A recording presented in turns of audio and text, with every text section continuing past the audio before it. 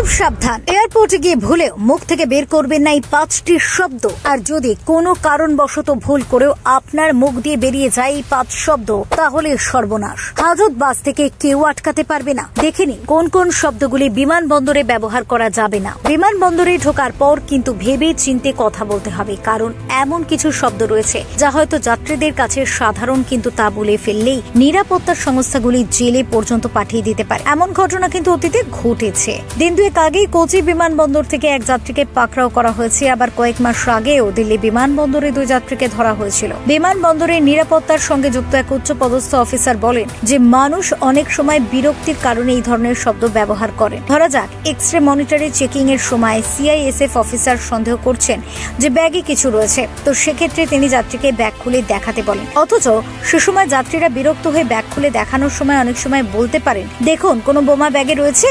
এদিকে aviation security আন্তর্জাতিক মানদণ্ড মেনে চলে, যার আওতায় বোমা বা বম শব্দটি নিষিদ্ধ। এর ফলে সবকিছু মাথায় রেখে সংশ্লিষ্ট যাত্রীর বিরুদ্ধে ওই শব্দ উচ্চারণ করার জন্য আইনি পদক্ষেপ গ্রহণ করা হতে পারে। এখানেই শেষ নয়, ওই অফিসার আরো জানান যে বম ছাড়াও আরো বেশ কিছু শব্দ আছে যা উচ্চারণে ঝামেলায় ফাঁসবেন যাত্রী।